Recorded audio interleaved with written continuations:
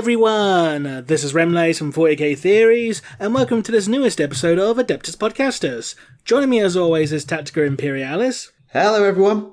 And joining us this week as our guest, one half of the dynamic duo, and who are also known as the mum and dad of the 40k community. And the Adeptus Podcastus cover teachers. Yes. As well. Of Snipe and Wib fame, Snipe. Hello, I'm Snipe. Probably your mum or support teacher?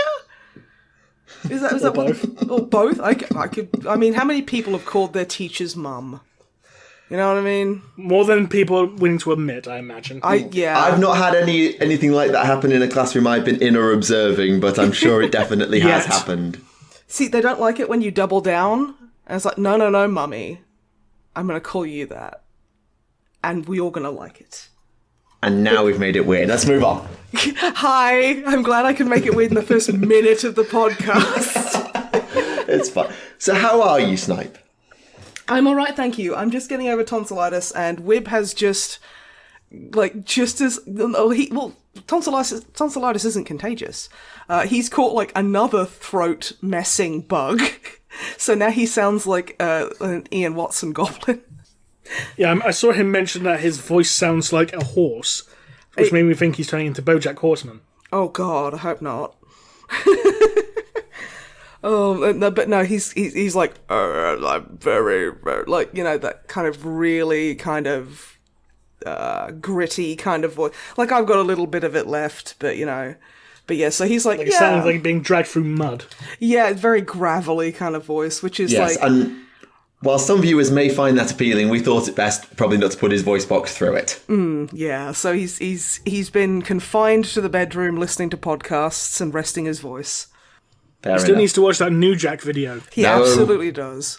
No. I think we all need to have a podcast where we listen to Hulk Hogan and the Wrestling Boot Band. Brother. Yeah, brother! This podcast was a mistake. I know, it's like, you always invite me on, or Wib and I on, and then, it's fine for the first 30 seconds, and then I'm just like, I want to talk about pornography. Students. And demonetized. But yes, I'll try not to derail too much. Thank you very much for having me. It's always awesome to hang out with you two lovelies. Yeah, absolutely, and with you. So, to steer the conversation back to some semblance of normalcy, keyword being try, in the news this week, a fair amount, actually, in fairness. Yeah, I think we've got to start with two PSAs. The first is for any of our viewers on the other side of the world in Australia and New Zealand, because as I'm sure you are aware, this was a couple of weeks ago now, GW is not delivering to Australia and New Zealand at this time. I was going to do a lockdown or something, isn't it? So the main warehouse in the region of Australia where it's based is being closed. So I think it's Ingleburn, I think it says on the website here. So basically they've been COVIDed shut on their own Australasia warehouse, and as a result, they're not taking orders at this time. It does say that areas of Australia and New Zealand still have Warhammer stores and independents are open. It's just the warehouse that is shut, and the web store is not taking orders right now. It does say, though, that any pre-orders that were made prior to this announcement are there. They have got them. They are set aside. And also they have in stock things like Kill Team and upcoming releases ready to be pre-ordered. It just means that there will be a delay on those pre-orders coming out, as far as we understand. Fair enough, I suppose. I mean, considering, still partly to do with, the whole Steve Carino thing, I think it's, a fair enough shout. It is, and I actually respect them for doing it. I mean, it would be like Warhammer World shutting here. I know it's not exactly the same, but if Warhammer World and all the stores, all the warehouses that supplied GW shut here and the web store went down, okay. If that's what's necessary, then that's what's necessary, in my personal opinion. Yeah, exactly. It's We do live in unprecedented and incredibly annoying times for this kind of stuff, so it's like, we're all kind of feeling our way here, so... Absolutely. The other PSA was also around pre-orders and Kill Team Octarius. So we're recording this on Saturday the 14th, which means that Kill Team Octarius went on pre-order today, actually. And what they have decided to do is something that they should have done about 6 months to 3 years ago. Limit 1 per customer? Better. I haven't actually heard of it. They're going to guarantee that everyone who makes a pre-order will get a copy. Yes. Oh, So dang. there is no instance of, okay, it's 10:30 and we're out. Out of stock. Because, like, Johnny the Scalper bought 400 boxes of fucking Octavius or whatever. I mean, they've had the queue system, and they do have the queue system. They do have order limits and time limits, things like that already. But they have made the decision that anyone who wants Kill Team Octarius with the Death Corps and the Commandos and the Yorkie terrain will get one. It doesn't say they'll get it immediately. It might take several months, but you will get one. And they've also said, so if, for instance, there was a sweet new Black Templars launch box on the horizon, then that sounds like the sort of box we'd want to make sure you could all get your hands on. So it seems like they are moving to the if you pre-order it, you get it eventually model, which, as I say, is about 2 years late, but at least they're doing it. Yeah. It's something. Yeah. Now, that doesn't mean that everyone who ordered it this morning will get one next week. It doesn't mean that. They will still have a stock that they have, and that will last as long as it lasts. But when that stock runs out, the pre-orders will remain open and they'll just make more. The only thing that's first come, first served is the metal combat gauge, which comes with its own little presentation box. And you get that, you got that as a in the first batch pre-order bonus. So those who have a delayed order because they were a bit later won't get that, but they will still get the box and all its contents.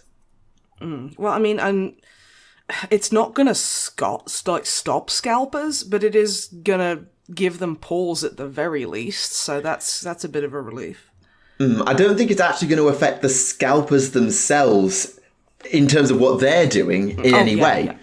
But it will affect the way that the community responds to it. Because if they want Kill Team Octarius, they don't have to go and troll eBay and play a 400% markup or whatever the markup is this time. They can go to GW and basically it's, are you willing to pay for speed or are you willing to be patient? And hopefully the community chooses patience so that they get their box without feeding the scalper frenzy. Yeah. Well, I mean, I'm checking eBay now and it's like 120 quid. Which is pretty much launch price. Which is, yeah. That was launch price, yeah. Yeah, so it's just like, there's only a couple. There's Are they from scalpers or from independent retailers, though? I don't know, that's the thing. Let's have a look. Because there are some independent retailers who will use eBay as one of their shop fronts. So. Yeah. But cool, yeah. I can finance Octarius if I feel like that's too far. I am not financing like that kind of stuff. Oh my goodness. I mean, in fairness, it's not as bad as that one time when I was looking for this was ages ago when I was looking for the limited edition of the Lehman Russ Primarch novel. And there was one person on eBay who was selling a copy for £5,000. I'll get fucked. Yeah, that was my response. Yeah, that's chancing so hard. Yeah, like I managed to find a copy that was like 70, you know, but like 5,000 is like fuck off, mate. No one's gonna buy that. Yeah, it's like what are you? You can buy a car for that. Yeah, like I will go and buy a really nice like motorcycle for that much. Sod off. Am I spending that on a book? You could buy a half decent hatchback for that price as well. Right? Yeah. You could buy an old GTX 700 graphics card off eBay for that much. Or pay your rent for about 10 months. Right? $5,000 would nearly pay my rent for 10 months, yeah. Dang. But yeah, no, let's just spend that on a book because eBay wanker thinks he's being clever. Oh my god. Yeah. So who's an eBay wanker? They're related to the bus wanker, I assume. Always, yeah. Bus wankers, eBay wankers. They're very similar. They're like the same genus, but it like a different kind of... Same genus, same lack of genius. Oh, yeah! Yeah, okay, that's amazing. That was very But cool. there was also a sneaky hint hidden in that article. I don't know if you caught it.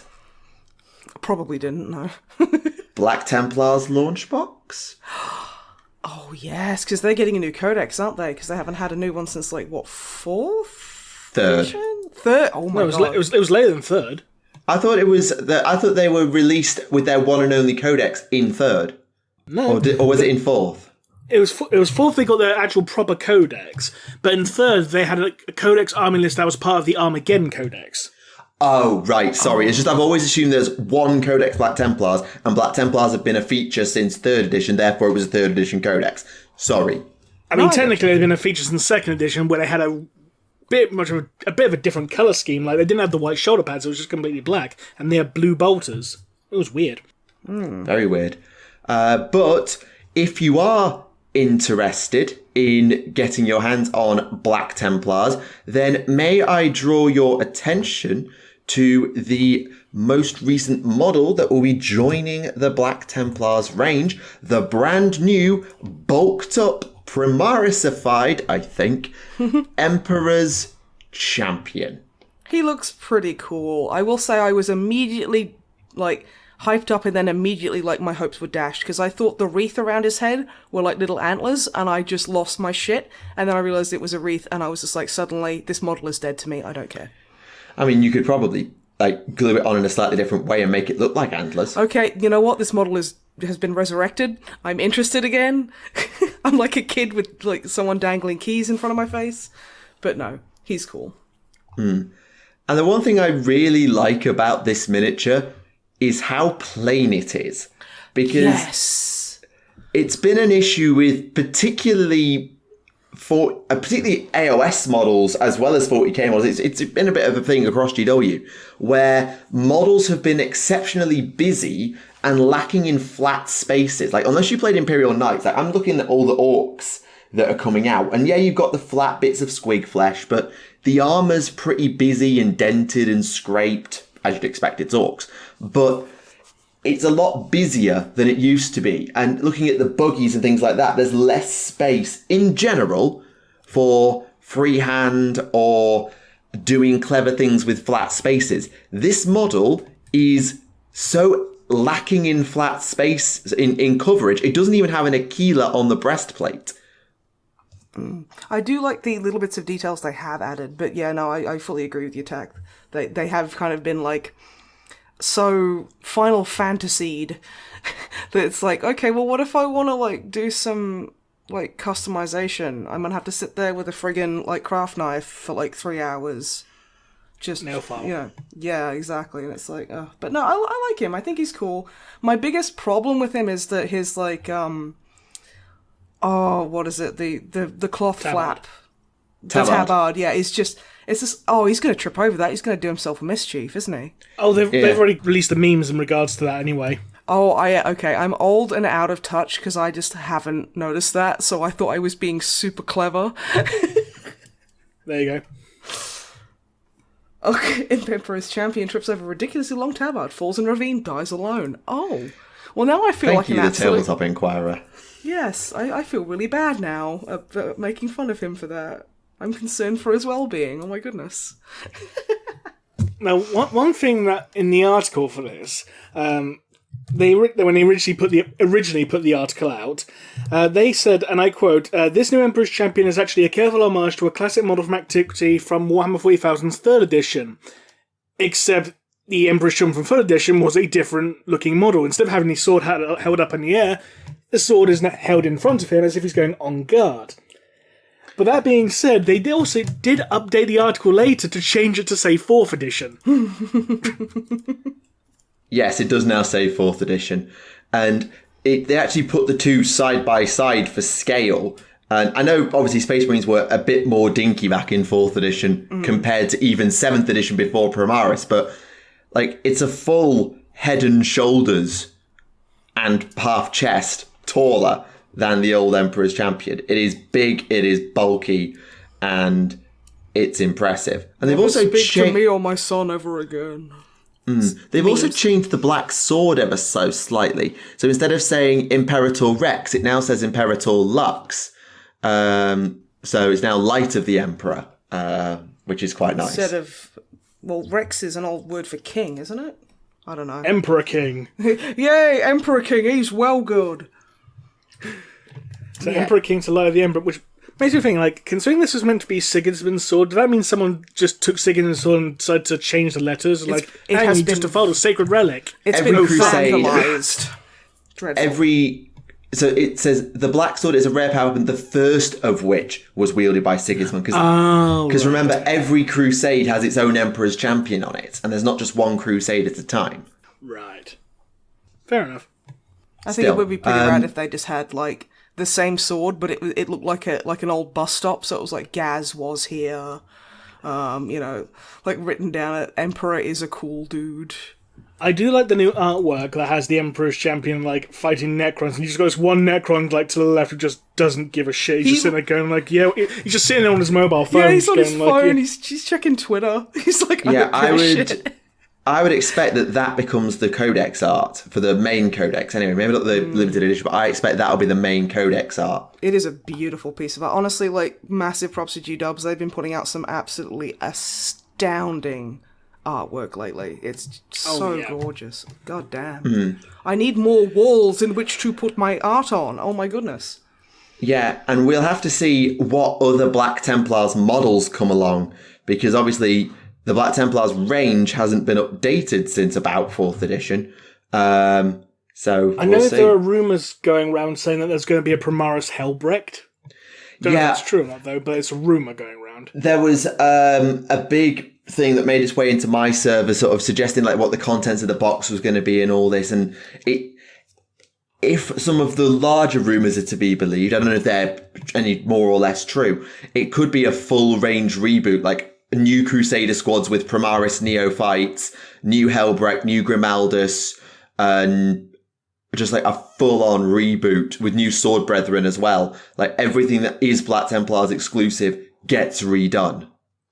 And Raider Crusader, new version of that. I know it's no longer exclusive to the Black Templars, but they did kind of popularise it, let's be honest. It is a good little unit as well, so... True, but we will see exactly what comes, and we know that codex will be out in November, as they release the Codex Roadmap for 2021 for the rest of the year, confirming that the Thousand Suns and Grey Knights Codex are out, I believe, because Hexfire is out. They're in my possession right now, yep. Excellent. The Orc Codex is out in September. I've got my hands on a Beast Snagger box thanks to a very generous friend who found one in a GW store and I bought it off them. Nice.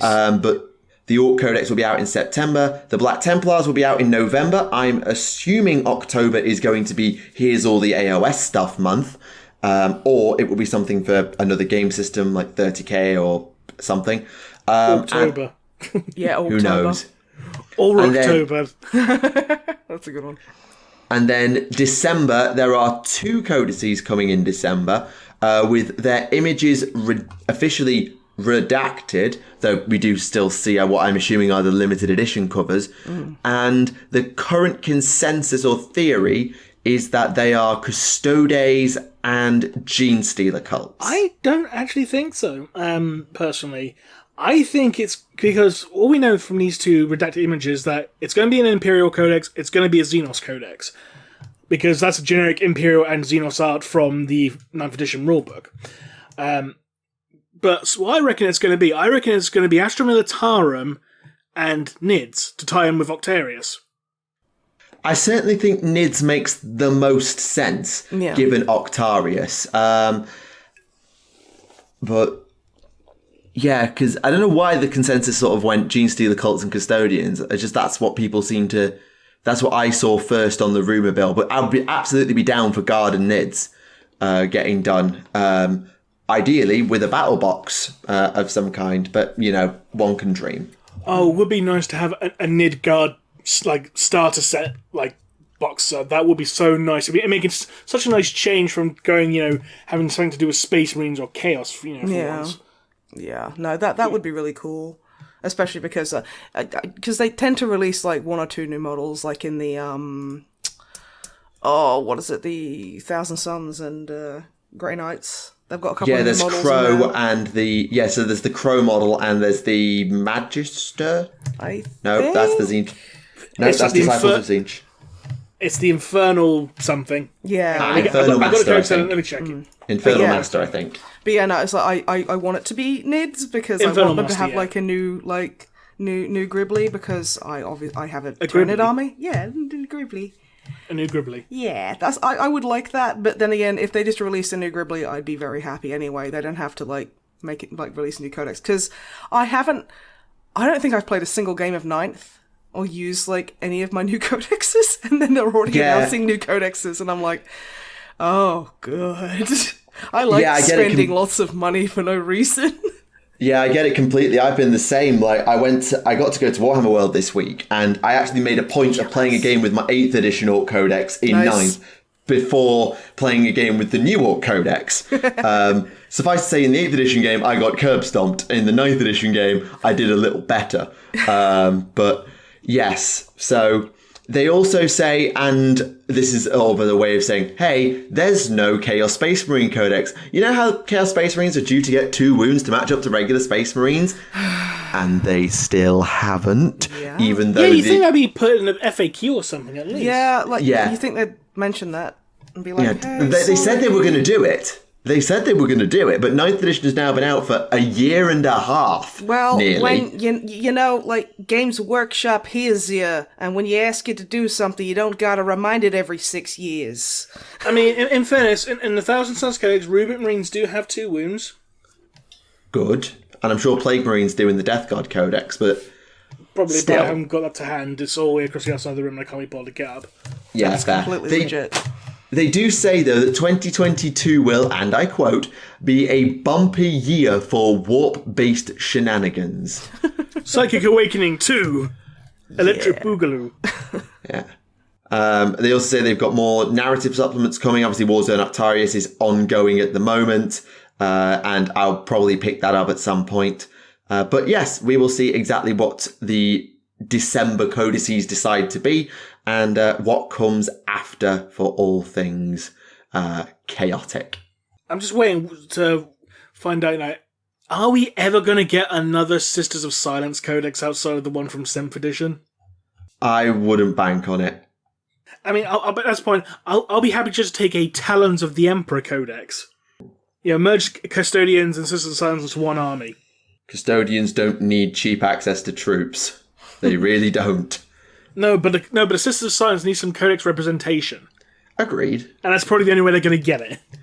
Also agreed. There is also confirmation that there will be a new war zone with new models and a new kill zone every quarter for Kill Team. So at the minute it's Octarius, and then October to December we'll have a new war zone, and then January to March, April to June we'll have a bunch of stuff. And it says there will be a conveyor belt of new kill teams. And then they cut to a picture of Eldar Guardians and Rangers. And you're just like, please, can you just, please sort out the Eldari range, please. Don't be stupid, don't ever do that. We're more likely to get a new bloody Dante novel before they do that. You think I'm joking, but probably actually quite accurate. No, that's why I'm not arguing with you. That is a depressingly, fine. Oh, wait. Just take the Dante model and just put him next to any more recent Firstborn Space Marine model, and look how tiny he is. He baby. He tiny old man. Just green stuff is his He's hair a tiny old bigger. man who fine. keeps calling Mephiston Billy. I was like, listen, Billy, you gotta kill me. Yeah, brother. I was actually making a Hulk Hogan reference. I thought you were. No, I was referencing the granddad from South Park. Oh my god. The episode where he kept trying to get himself killed by his grandson. He's like, listen, Bill, you gotta kill me. I'm sick of living. That's Dante's whole character arc, in Devastation of Baal. Okay, so now in my head, Dante is just fused with, like, the grandpa from South Park and Hulk Hogan. Yeah, brother, you gotta kill me. I don't want to live no more, brother. And then, Nah, that'd be more like a case like, well, let me tell you something, Mephiston, dude. Why? I mean, you're basically just doing Alpha Abuse's job for him if TTS comes back. Alpha, please respond. We've got some great scripts in mind. Dan's taken or something. There you go. But I am a real blood angel. But whilst all things look nice and green and rosy for 40k at the moment, unless you happen to be a Chaos player, it is not just obviously the 41st Millennium that is bulking out its models and books. Despite the fact that it's been about a month since AOS 2 came out, we are no closer to knowing... AOS 3, sorry, yes. We are no closer to knowing when the Auric War Clans or Stormcast Eternals battle tomes are due out. My prediction is that they are going to be the next pre-order after Kill Team Octarius, but I won't know that until tomorrow because it's Saturday and they do the pre-order reveals on Sunday. But they did show off a few rules, but more importantly, they showed some more models for the Stormcast range. And those models just happened to be Dragon Riders. With the smuggest dragons known to man. Yeah, you've heard of Smaug, now you've got Smug. Oh my god, fuck you, Rem. I like them, I think they're very cool. Yes, these are the Storm Drake Guard and the Knight Draconis, their hero equivalent, who unlocks them as battle lines. You can have an entire army of dragons and dragon knights, if you want. I can't see that being broken in any way.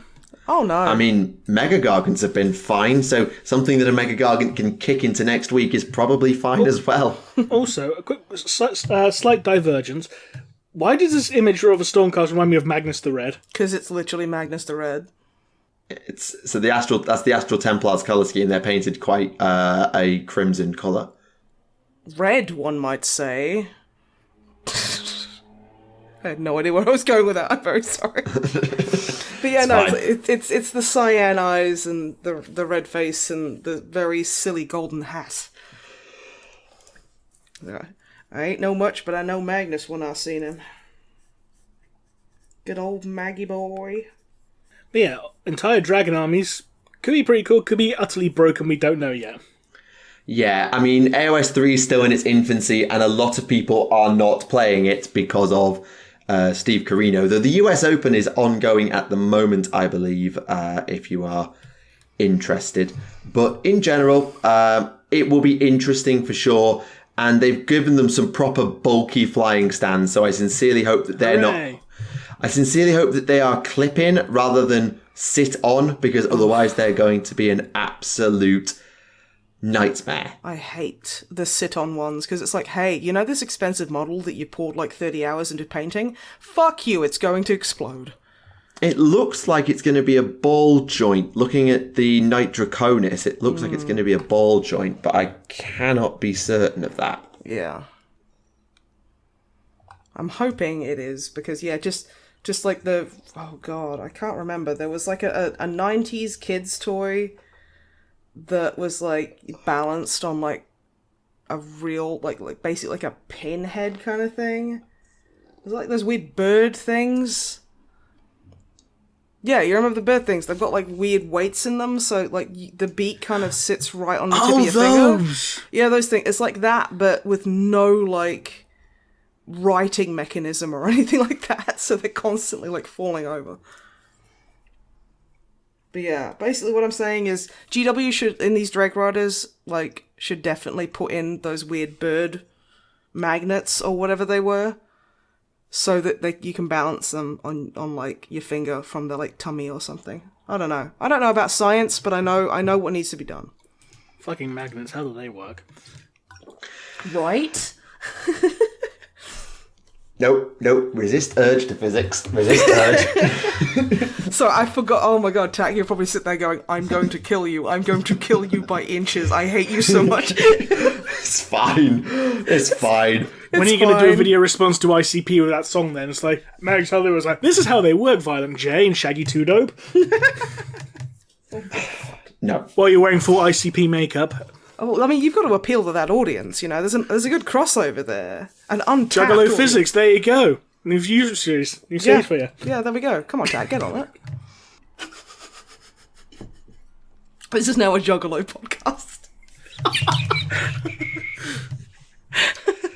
I just think I know better than to rise to your taunting at this Oh point. no!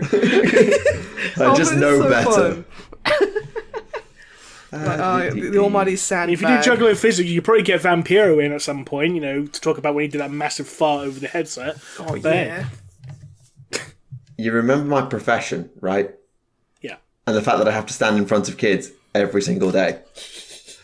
Yeah. And if I make a meme, I will be memed into oblivion. Well, I mean, I'm sure there's some way you could, like, use that to your advantage as a teacher. Probably not, but I thought I'd look on the bright side, but okay, thanks. No, sorry, I know. I just know. So look sorry. on the bright side. At least you're not, you know, adding minion memes to the end of your exam papers to try and get hip and cool with the kids. You know? Jesus Christ, don't tell me that actually happened. I will literally Some bury people do myself. that. Some teachers do that, apparently. To show that they're hip and cool to the kids, you know? They're down with the maymays. I had a teacher, a science teacher. We all had teachers. Oh shit, really? I wasn't the only one? Okay, now I feel bad because I thought it was just me. No, shut the fuck up. I had a science teacher and she was a horrible, terrible old lady, but she tried to be down and hip with the kids once or twice. One of the times we were sat there, we were all like 14, and we were quietly, for a change, doing our work, and she's pacing back and forth at the front of the class, and then she just forces out this horrible witch's cackle. And we're all like, Mrs. Clark, what is happening? She's like, oh, I just remembered a thing that was very funny this morning. My husband and I, we were talking about getting ready for somebody's party in the evening, and he, didn't talk to me for 5 minutes, and then he ran downstairs completely naked, covered in shaving foam, and just started shouting, is this all right? Is this what you want? And we were like, what the fuck is wrong with you, lady? And then she gave us attention for not laughing. So yeah, I think basically, Tack, that's your tactic for being a meme and a teacher. It's just absurd non sequiturs about naked old men. You just reminded me of my psychology teacher back in How the did sixth that form. story remind you of anything? Because my psychology teacher was batshit insane. Oh shit. Maybe we had the same one. Like whenever someone asked a question, she would start spinning in a circle and singing the A-Team theme. Oh my god. Because she was called Miss Ambrose, and so she goes like, whenever you need help, call the A-Team. Dan, dan, dan. And people just like... It got to the point where no one wanted to ask a question, which is why most of that class fucking failed. I can imagine her in a disciplinary hearing. It's like, Mrs. Ambrose, your fail rate is astronomically high. And we need to know if you need any help with that. And then she just stands up on the desk and starts spinning, and they're like, okay. I'm saying, it's like, anyone who ever went to Bullmersh, you'll know who I'm talking about if you took psychology. Trust me. You know what I'm on about. That just reeks of I have tenured and do not give a fuck. She probably was, I don't know. But again, I don't know if you can get tenure out of sixth form. No, you don't. Teaching contracts are permanent by default. There you go. Well, there we go. Guess I'm going to become a teacher and just go be weird. Because it's that easy, you know. Like Tack, I don't know if you know this. I can just do that, apparently. It's not like an incredibly difficult and, you know, in other news. Thing. Yeah, but just stop talking about teaching and memes. In other news, yes. Yes, the other bit for Age of Sigmar, while we're here, the Sons of Behemoth are actually getting the first battle tome of the edition in White Dwarf. So White Dwarf in White Dwarf? Yeah. So they're not actually getting a legit Battletome is just a White Dwarf article. Well, they already have a Battletome. They're getting a Battletome update. Oh, right, okay. So you'll get 2 core battalions. You'll get some options for that, as well as a bigger Path to Glory section. Basically, because AOS 3 completely reworked the battalions and detachment system, Sons of Behemat don't fit because you can't have troop units or units with 10 or less wounds or anything like that. So they had to give them unique stuff because they don't fit within the current system. So they're putting it into White Dwarf rather than remaking the Battletome that only came out 6 to 8 months ago. Right. For a minute, I was worried it'd be something against, like, the whole Sister of Battle situation when they got Codex, in 2nd, in 3rd, and literally all they had was White Dwarf updates until, 8th. Mm-hmm. Glad we're out of that dark time. Oh, yeah, that was grim. Now we just got a new Codex every 6 months. I am being hyperbolic. In fairness to the sisters, they were ones to get one of the more recent codices this edition, in fairness. Oh, yeah, no, definitely. But, because this is actually out, and we're still waiting for the Chaos Space Marine one. The generic one, rather than Death Guard or Thousand Suns. Or the Craft Worlds, or the Nids, or Gene Stealer Cults, or Orcs, if you haven't got the Beastnagger box set. Or the Custodians, or... keep going. Just list everyone off. I do like how, I know I'm jumping ahead, but the Blood Bowl, the dice set looks like Iron Brew. That's cool. Iron Brew, what? Yeah, the new Blood Bowl dice, the Shambling Undead Team dice set that you can pre-order. Oh! Yeah, it's right. it's got blue markings on the dice, and it's literally the same colour as Iron Brew, so I think that's pretty cool. Fair enough. Yeah. Yeah, and Blood Bowl is actually getting a new star player as well, which is available to which teams? I think he's Chaos, isn't he? Yeah, Chaos Chosen Team. Yeah. And this is Skylar, I'm going to pronounce this carefully. Skylar, I can't find the spelling. Anfingrim. There we go. And Fingrim. Can I just say the best part of this model is the dude who's getting crushed underneath him with his puffed out cheeks. Oh! Wait, he's going to be he's a Blood Bowl player now. I knew that. Because he was a special character in Warhammer Fantasy. Yeah, I think he had rules in AOS for a bit as well. Yeah, okay, that's cool. I mean, his model's still available on Games Workshop's website.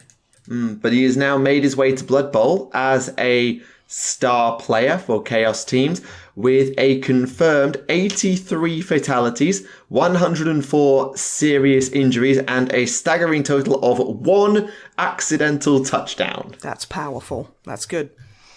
Almost as good as that one Gene Stealer that happened in Blood Bowl.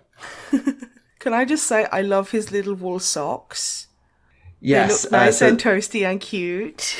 The only thing that comes close to deflating his imposing stature is the quaint adherence to the standard Blood Bowl uniform guidelines. Never seen without league-mandated socks which regularly draw chuckles from opposing team members. However, such behaviour simply marks them as prime targets for his next furious tackle. Bless his little cotton socks. At which point, he will run you over. Yeah, that's fair. I deserve it. Oh, I really love the guy. Is this actually the first... Crushing the air. Is this actually the first instance of, an actual Warhammer Fantasy character crossing over into Blood Bowl? I think so, but I'm not exactly a Blood Bowl expert. Because, I guess that means that Blood Bowl and Fantasy do take place in the same universe. Hey. Maybe it's this is the Football AU, or the Blood Bowl AU, so it's like a weird one. We don't know, is what I'm saying. Exactly. It's almost like that's a good Blood Bowl theory. No. No. Sorry. You know what? I tried something new. It didn't work. I'm just going to move on. That's okay. Thank you for your feedback. In other news, Reader's Choice. Yes. So this is going to be you may have done Reader's Choice before, but for those who are unaware, here is a selection of classic novels that we don't sell anymore. Vote to bring one back.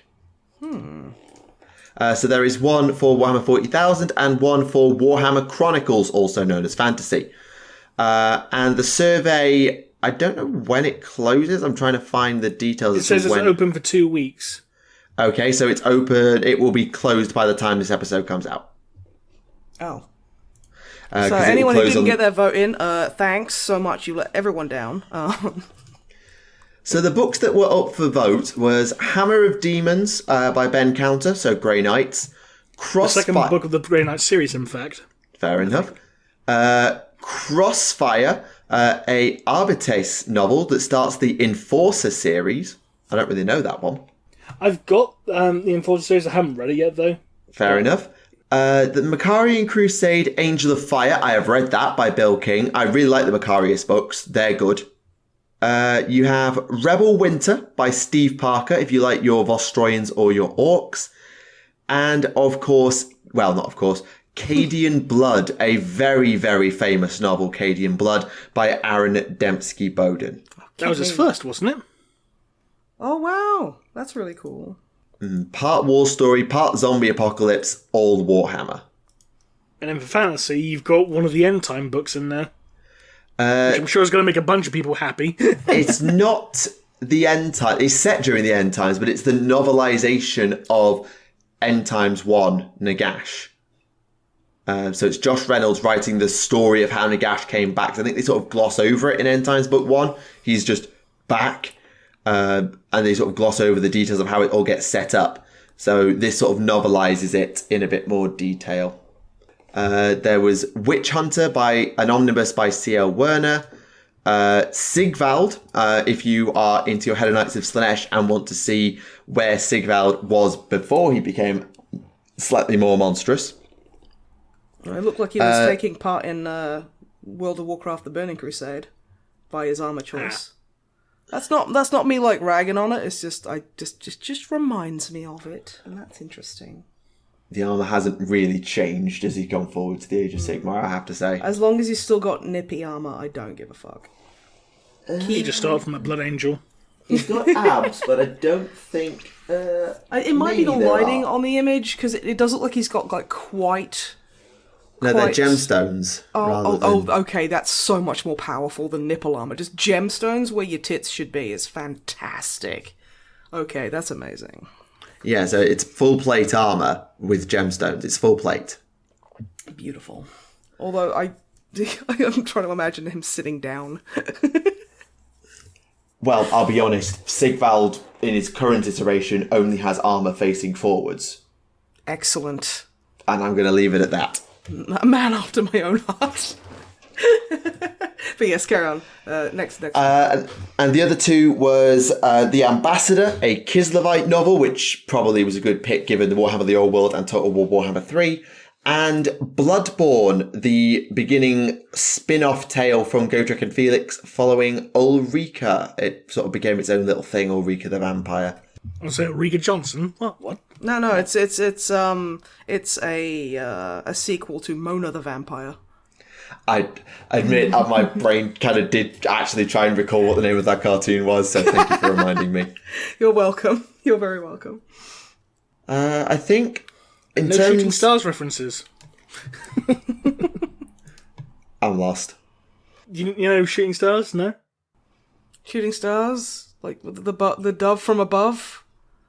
I know what a shooting star is, but I don't know if you're... The game show Shooting Stars. It's a game show. No. Had, oh god, what's his name? Matt Lucas was on it. Oh, Matt Lucas, that's the one, yeah. That'll probably be why I didn't watch it then. You don't like him? That's fair. But yeah. But, yeah. Well, the score's George Dawes. Dylan. I hung around with a guy at college who looked exactly like George Dawes. It was great. He was a very lovely dude. Was he in fact George Dawes? He might have been, but I don't think he played the drums. Or maybe he just didn't tell me because he didn't want to be like he was a very humble dude. He was very humble, very, very down to earth, lovely gentleman, fantastic.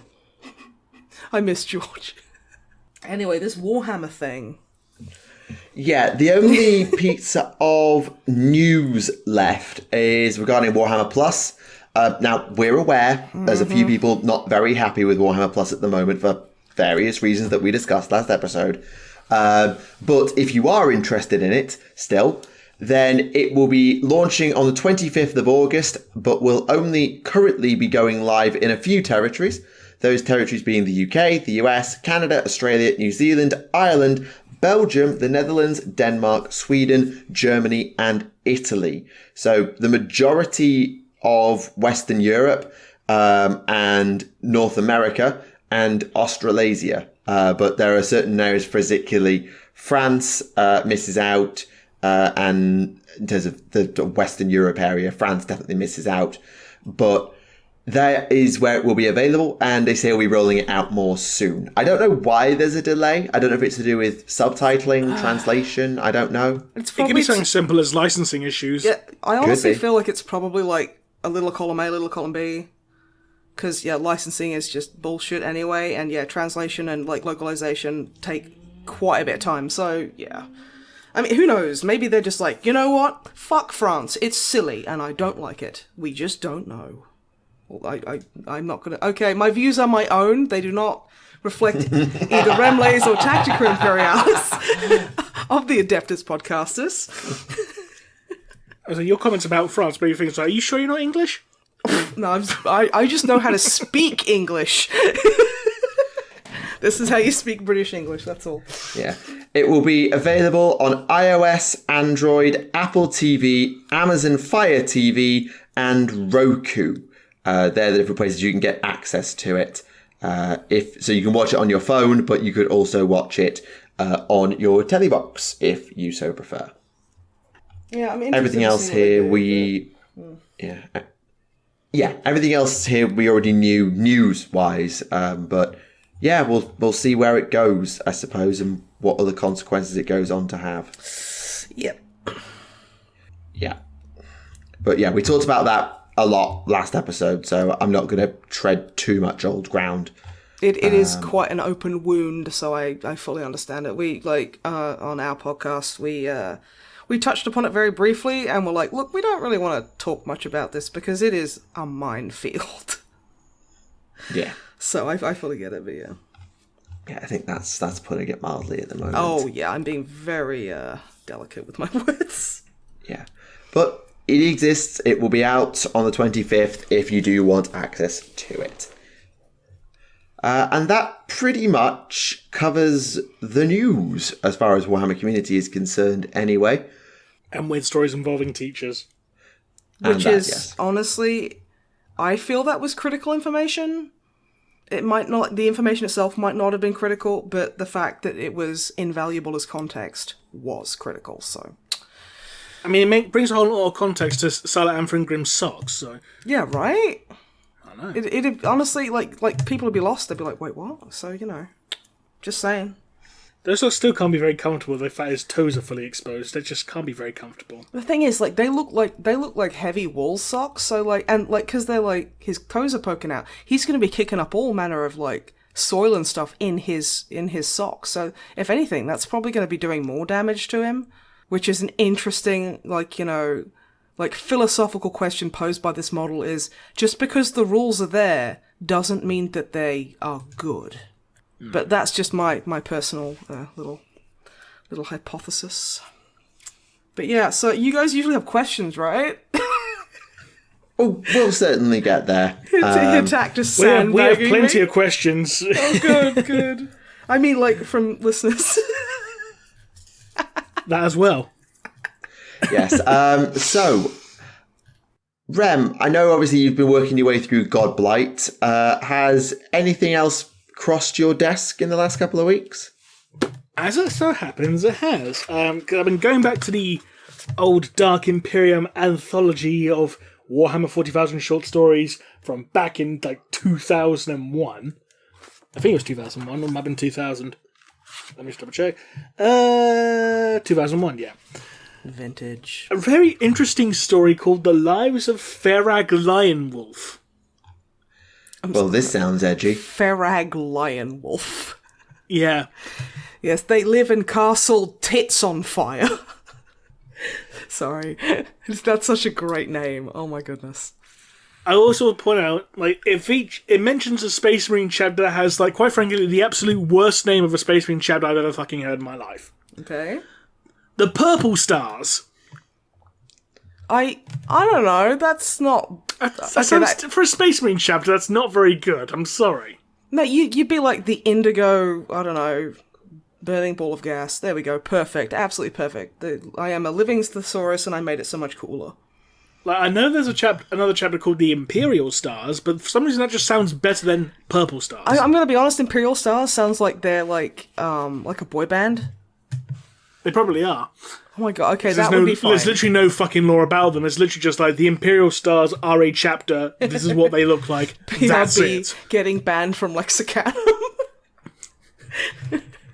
They just come out. It's like Chapter Master Gregory Helms. They come out to 3 Count theme song. Yeah, and they have like Sarah My Armor that like when they pull it in a certain way, it just like there's buttons and it snaps off. I think I'm confusing boy bands with like strippers. But why not both? 41st millennium, they're going to be a bit more kind of like accepting of this stuff, surely.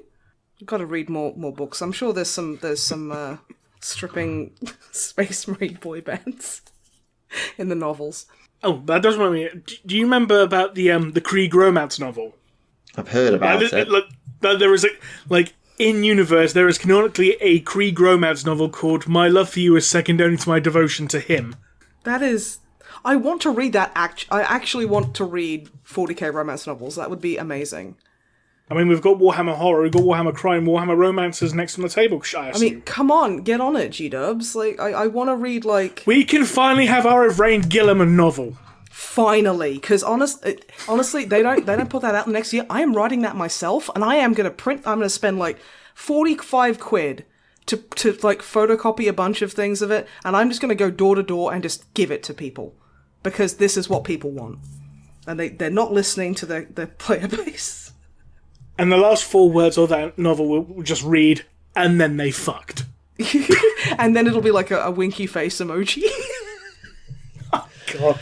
I'm a very talented writer, Rem, I'll tell you. Just written entirely in memes and text speak. And they were roommates. Eggplant emoji. Like water emoji, hands in prayer. Oh my god. Oh god, I did see one of that. It was like the good book for millennials, and they just put a bunch of emojis in it, like in a King James Bible. It was really fucking weird. Let's see if I can find it. But anyway, yeah, what books have you been reading?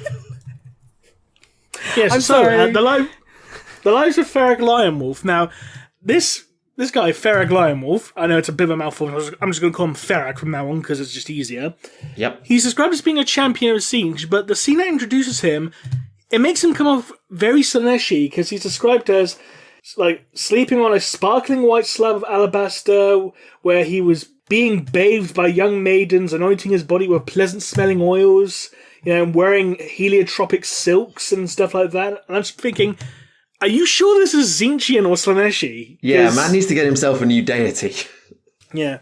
But then it turns out to say, like, oh, don't worry, one of his arms is a tentacle, he's got 4 eyes, and he's got the foot of a bird. I was like, still Slanesh. Okay. Yeah. He's also got 1 boob. No, nothing about boobs, no. But he's expecting a visit from another Tzeentchian champion called... I'm probably going to pronounce this very wrong because it's very weird name. Lord Quilly. I'm sorry? Could you repeat that name? I'll spell it out. It's like Quillillil. I thought you were doing the onomatopoeia that snake owners have on the internet for like when snakes like stick their tongues out to like smell stuff. They call it a blilililili. No, it's like Lord Quilly. Ah, yes, Lord Quilly. When do you stop saying that? That's fantastic. I'm just going to call him Lord Quill because it's easier. Yep, please do. So, when Lord Quill turns up, he's revealed to have, like, the head of a bird. Oh, fair enough. Quill, bird, feathers. Okay. Tzeentch. Yep. Yeah. Oh, and he also mentions, like, Ferric also goes on about how he's pleased that his foot looks like that of a claw of a Chikamizansusonoi. Okay. Which is the chaos name for a little change. Okay. Right? So it's like- something in. I'm thinking someone had a copy of Realm of Chaos Lost and the Damned at hand, didn't they? But yeah, those feet were not very attractive. No. So he just waltzes in and goes, "See, you've got a bird foot. That's pretty good. Nice one." So Ferric meets with Queel, and they're like, hello, nice to have you here. Thank you. Listen to my palace. Oh, it's great. Let's just show off our magic for a bit. So Queel uses his powers to pull a part of Ferric's castle out, spins it end over end rapidly, then pots it back into place. Aha, that's my talent. And then Ferric takes the entire castle, it flies about, disassembles, and then reassembles back together again. I was like, that's mine. It's like, bitch, you win.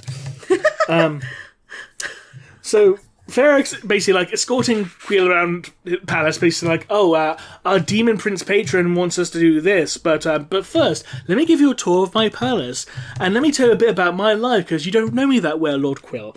Let me exposition at you. It is the exposition time, yes. Love it. He talks about his life before, he ended up becoming a space marine, and when he was just a child on some backwater feral world, and how he killed a creature called a lion wolf, very imaginatively named, which is said to be twice as tall as a man and could bite a horse in half. I mean, because of course it can. They should just use my name if they're going to reference me so heavily, but okay. And these creatures are apparently so tough that it normally takes about 20 men to kill them. But after this creature killed his dad, he took his dad's spear, he braced it against a rock as the creature pounced at him, and the spear went down the lion wolf's throat and pierced its heart, hence why he killed it. And that earned him the name of Ferrag Lion Wolf, which means in his native language, killer of the lion wolf. Imaginative. Anyway, then it turns out the Space Marines learned of this child having such skills, so they inducted him into the chapter, the Purple Stars chapter. Still a shit name. I'm sorry, it's a shit name for a chapter. It's a shit name for twats, yeah. And he talks about how he was he rapidly rose through the ranks, and there's one time where he led a squad boarding a hive ship, and they were running towards the heart chamber, and I single-handedly wrote the combat doctrines in fighting against Tyrant warriors, literally just charge in and stab him in the face with a chainsword. I'm not even joking, and that's literally what the whole combat doctrine was. Stab him in the face with a chainsword. I mean, it's going to work on most things, I think. On most things, so but when you get to things as big as as Nid warriors, which are you're outnumbered 50-1. Get a step ladder. Not too many step ladders in the giant flying snail, though, are there? Well, I mean, whose fault is that? Let's be honest. The snail's, clearly. It's the snail's fault, so,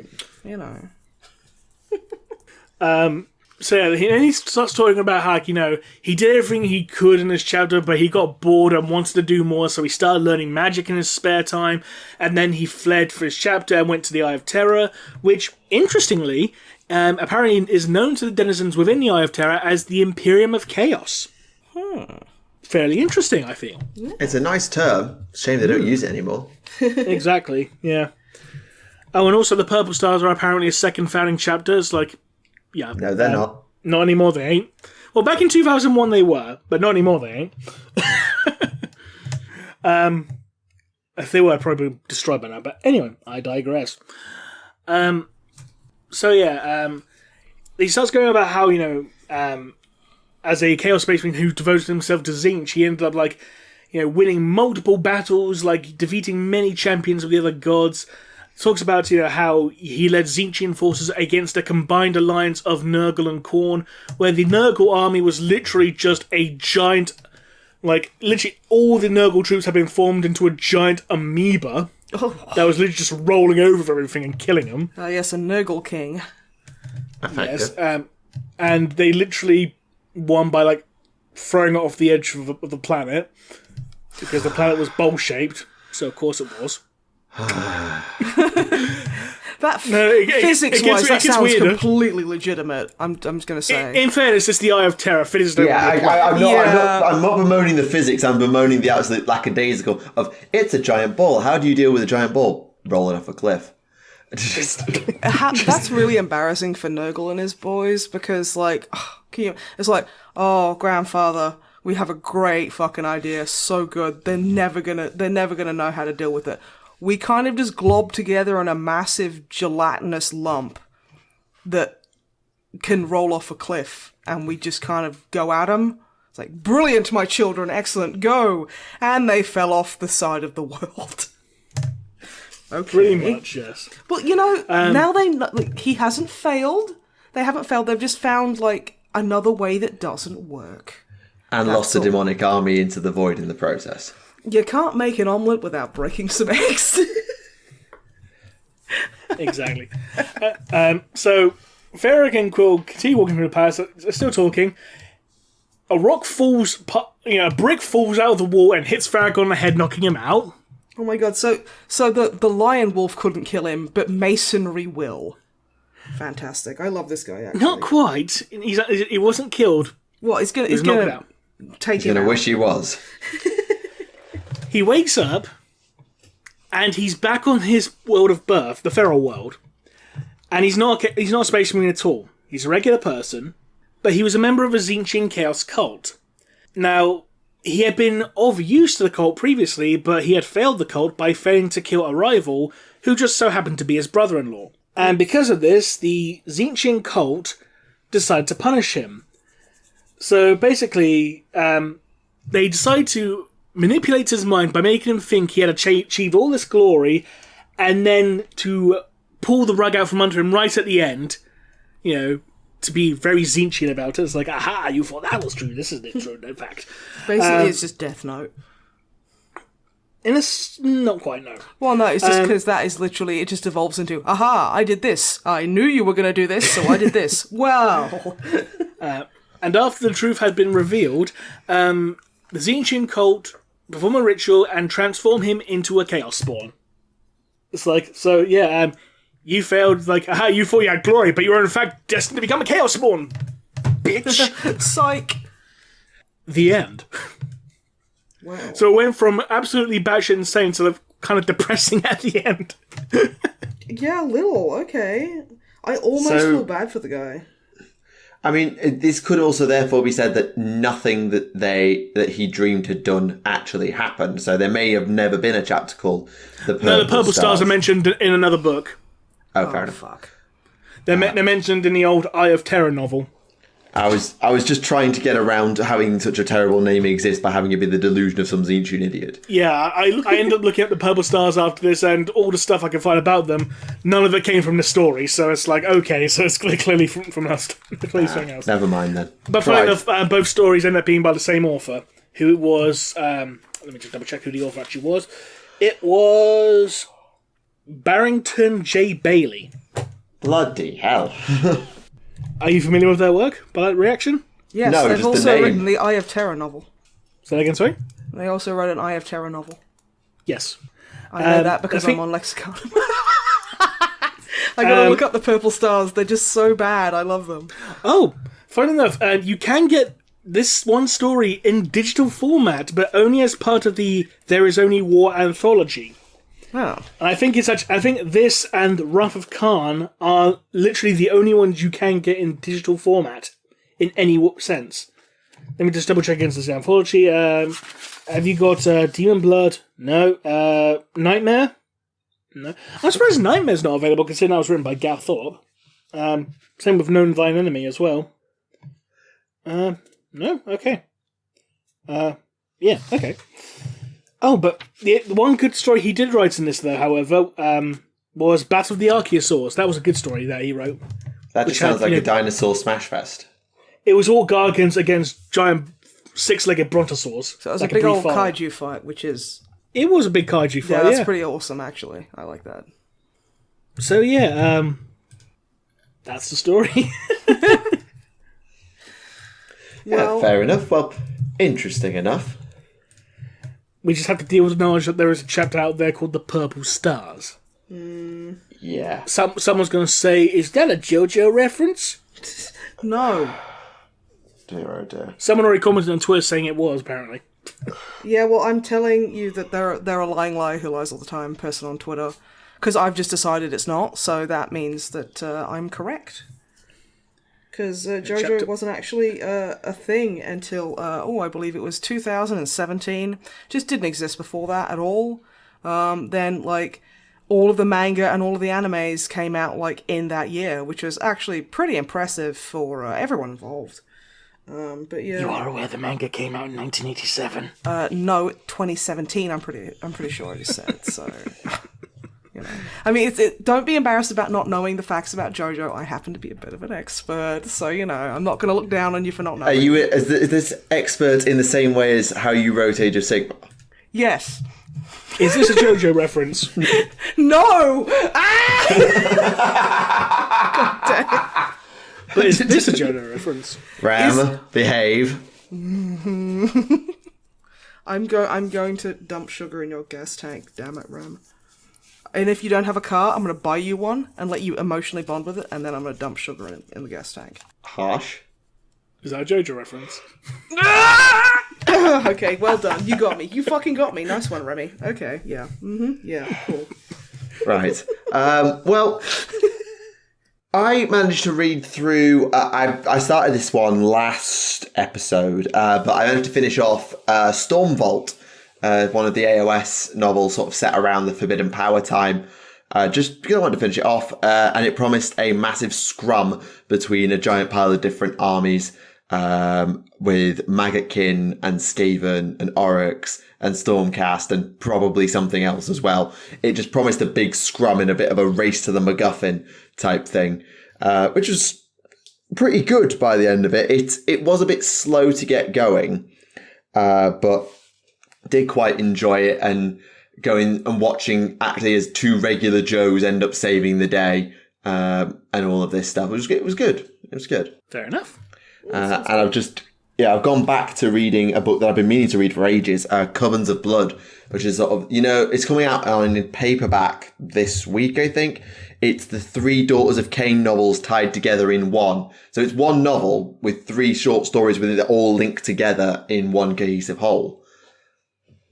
Called Covens of Blood, and I've been meaning to read it for ages, so I just gave it a quick return to today, and I meant to pick up, and I didn't, when I was at Warhammer World, Traitor Rock, the Minkalesk novel, the Guard novel, and I didn't. I'm annoyed with myself that I didn't, because then I could have had a Guard novel to discuss, but I think I'll get the, I can't remember its name, the Blue Bloods novel at some point when that comes out. Oh, Volpone Glory, if it gets called. Yeah, something like that, yeah. I might pick that one up because it might just be interesting trying to watch posh guardsmen try to survive in hell. I don't know, that could be fun. That does sound like it could be very cathartic. That's the point. Why haven't we got a Praetorian novel yet, then? I don't know. We can literally have a 40k novelization of Zulu, which would be awesome. Probably because rights and infringements. Well, it could be like inspired by, which is just another way of saying... I'm pretty sure no one holds the rights to the Battle of Rorke's Drift, but... No, you've got to be careful not to make your novelization of anything else. You've just got to be careful, I guess. Oh, but apparently Zulu's public domain. Oh, fair enough. So it's not Alright, ignore me then. I found out. It went lapsed into public domain from 1991 until 2000. I don't know if it still is, though, but at the very least, it was public domain at some point. Awesome. It's a good film, though. I need to watch that again. It's a bloody good film, though. I think I've only seen it. Oh, it's really good. I've only seen bits and bobs of it, so... It's really good because it doesn't, favour one side over the other. You end up, rooting for both sides in a way. Yeah, really good son of good storytelling, that is. Yeah, no, definitely. I'll have to check that out. I'll put it on the pile. Funny enough, I actually remember when White Dwarf actually did a battle report based off the Battle of Rorke's Drift, where it had the Praetorians and a couple of Praetorian Guard miniatures, which had just been released as limited editions. You had a quote-unquote farmer, which they used a Necromunda weird to represent the model, and a rattling sniper, and it was against a... it was tying into the whole Battle of Big Tooth River. Do you remember that? I know its name. Say that again? I know its name. Yeah, because that was a big feature at Games Day, where it was Praetorians against the Orcs, Battle of Big Tooth River, and basically it did a battle report. which was Praetorians against Orcs, and it was pretty much just a little homage to the Battle of Rorke's Drift, basically having like Orcs surrounding the Praetorians who were like holed up in this one little fortification. It was actually a pretty well done battle report. I'm trying to remember who was in it. Who was doing it? I think it was Adrian Emerson was playing the Orcs. Nice. Because he always played the fucking Orcs, because he was like the Orc guy back then. Yeah. I don't know who did the Praetorians. It might have been Gav Thorpe, actually, because he was part of the team back then. Good old Gav. Take a shot. Mm-hmm.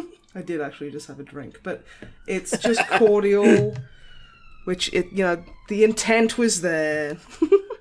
I still can't believe you managed to get him on to do the whole take the shot joke. Gav Thorpe is an absolute darling, honestly. I was very, very, what's the word? Starstruck when I was like, hey Gav, can you like follow me so I can DM you about something? And then like I immediately got like 40 replies from viewers being like, oh, is he gonna do a cameo? And I'm like, fuck, thanks for spoiling it immediately. But yeah, absolutely lovely dude. And I'm honestly like, his hair is, I am so jealous of it. Cause damn. Cause like, someone on Twitter was like, oh Gav, I found an old picture of you where you got like long hair. And he was like, yeah, that was I remember that one, yeah. And now he's just got like these luscious locks back, and it's like, how dare you, Gav Thorpe, have hair that pretty? It's like, because I actually remember a White Dwarf article which had like, the whole staff tournament thing in it. Yeah. And you had like one of the White Dwarf guys fighting off against Gav Thorpe, and the White Dwarf guy who had only been playing 3rd edition for like a week at that point, and he won. Oh dang. Fair play. And in the picture, Gav had like hair like that was down past his ass. Yeah, just standing there like a tabletop gaming Fabio in the wind, Oh god. Anyway, moving on. Yeah. Tumbleweed. I wish I had like my stream deck set up for like crickets. So I wasn't sure where to go with the conversation, because we're an hour and 15. I wasn't sure if we were going to go to questions or if there was something else on people's minds, or I haven't read anything, but I have been playing Necromunda Hired Gun. Oh yeah, that's a lot of fun. Because it's made by the same kind of folks who did like I Divine Cybermancy. And they did, was it Deathwing? I can't remember. Did you see the Cypher Easter Egg? The Cypher Easter, yes, I did. He's on a wanted poster behind like Jericho, isn't he? Yeah. Yeah, that was fun. That was a nice little touch. I like that. But yeah, I've been playing through that, and I would play because we're streaming on I usually stream on a Saturday with Wib, but because his voice has been replaced by some fine gravel. Not going to be doing it tonight. Apparently. Yeah. So yeah, we're not playing it tonight, but like, yeah, I've got like the first 3-4 hours of the game, and I've been really enjoying it. First person, for those of you who don't know, it's a first person shooter, with RPG elements, like you can upgrade things, like your armor, your weapons, you can find loot, so you can very fast paced as well. It is. It does remind me. It is very reminiscent of the playstyle of Doom 2016, which is one of my favorite games of all time. That is hyper fast, ultra violent. Then yeah, it's not quite as fast as Doom 2016, but you've got your finishes and stuff. And while it's not as polished, because it's not going to be, it are kind of really good at making like first person shooters. It's quite a developed skill. I still find it thoroughly enjoyable. The voice acting is good. The design is gorgeous. I just want to say in regards to that game, fuck that instance on the train where you have to fight an Ambot and then immediately fight another Ambot afterwards. Yeah, it's like, bastard! It was like, hey, grats on taking down that Ambot. Guess what, motherfucker? Here's another one, and a whole bunch of gangers. Oh god, it was just like, wow, okay. It's like, I thought this was a boss fight, and now I have to fight the same boss again with minions. Fuck! Boss fight 2. Because I'm running around just spamming the good boy button. Oh, the good boy button is the best thing. Okay, so you get a Mastiff, which you can summon during fights, and in the way they do that is the most ingenious way ever, because you just pull out like a little squeaky chew toy, like a little rat, and just squeeze it a bunch, like, and then this giant dog just bursts out of nowhere and starts mauling your enemies. It's fantastic. And yes, you can pet the dog. which makes this As 10 you out of damn 10 well game should. of the year. Perfect. But you know, I've been really enjoying that, and I'm looking forward to playing some more. The UI is a little baffling, but Yeah. I'm kind of getting used to it. But yeah, no, I've been enjoying the story. Again, voice acting is really good. I love that, because I'm playing as a lady, and she's got like she's like she talks very rural English, which I know is a nonsense kind of term, but she's like, oh, I'm trying to think about it now and I can't. Shit. For a moment, I thought you were going to say like she talks like she's from Somerset. Somerset. That would be pretty good. No, she talks like she's from Wayne from Yorkshire. Under, I am who are. Hey, Because I got a brand new amp, and I'll give you a dacker. Oh, look, another ambot. You cheeky chicken chaser. But no, she's more like Yorkshire, and I love it. I love hearing a different voice other than either Cockney English or like London English. You know what I mean? Like the accents. Because that seems to be the only two they really have in a lot of media, and it's just kind of a bit annoying. They should have gone balls out and said, right, we're going to make everyone fucking scouse. Oh shit, can you imagine how cool that No. would have been? Like, kill the orcs, that's pug. That's the only thing I can say. Kempton, alright, Kempton. Oh my god. To be fair, that would be really, really cool. And like, it would be funny for certain parts, but like, that would be awesome. I'd love to hear. Comprehensibility has to be considered, however, for Yeah, but I mean, non-British players. Well, they can learn. That's what subtitles are for. Exactly. This is the hill I will die on. I want And speaking one thing, but have the subtitles be something like completely only tangentially related, and like being much posher. yeah, where it's Like, like I'm gonna fuck you out, and it's like, I am rather miffed at you, and I'm going to have to express my anger physically at you. it's like, oh, I'm gonna fucking lap you on, you bastard. You have offended me, sir, and I intend to engage you in physical combat. Have at thee. Have at thee, sir. I bite my thumb at thee. That would be fantastic. What is a man? A miserable little pile of secrets. Oh my god. Yes, that needs to be done. That would be amazing. But yeah, And you can't do any worse than when they reference that line in Lords of Shadow 2. God, that was just so poorly done. I honestly, I haven't played them. I just know like the memes, like Wib's. I'll be honest, the only good thing about the Lords of Shadow games is that they got Robert Carlyle and Patrick Stewart doing voices in them, but they're like the absolutely worst Castlevania games. I'm sorry. It's like, it's not even Castlevania, it's fucking God of War Light. Oof. That's the thing. When I boot up a game of Castlevania, I want to play any other game. God damn. It could be worse. You could be playing Castlevania Judgment, you know, that fucking beat-em-up game on the Wii. Oh, Jesus. No, I've never heard of that.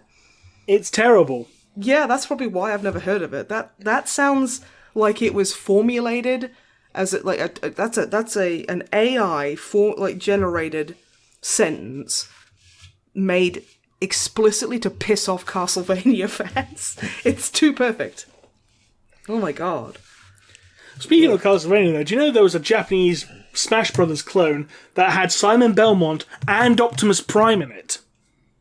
Okay, that sounds kind of amazing, actually. It was called Dream Mix TV World Fighters. Oh Jesus! It was only available for the game. This. It was available on the GameCube and on the PlayStation 2, but only in Japan. And it was like you had like characters like Simon Belmont, Optimus Prime. You had Bomberman was in it. Twinbee. Yeah, like Japanese Barbie doll. Wasn't there like because I'm sure. Okay. Oh dang! The Bomberman and.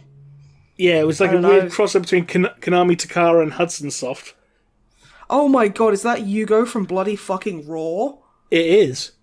Oh my god, and it's unfortunately his Bloody Raw 4 outfit. That's a shame. God, I love Bloody Raw though. But yeah, no. I thought I saw the translation like called Simon Belmont, Simon Belmondo. Belmondo. Yeah, translation Belmondo, error. cool. Yeah, a little. Oh my god, that's actually fucking hilarious. I love that. Tak, have you ever played Japanese Smash Brother clones? No. Well, that's what the podcast is about now, so... Well, now that I've got my PC upgraded, I have bought my nostalgia food in video game form, which is Dawn of War: Dark Crusade. Oh yes, Fair, a good And choice. I will be getting Space Marine in the not too distant. Space Marine is a fantastic game. I love that game. Yeah, they're just my nostalgia in video game form. Like, I didn't play many games because I had a PS3 and a very, very, very, very, very slow laptop. Oh, if you register with GOG, you can get a copy of Fire Warrior. I'll pass. Ooh. It's like $3.99.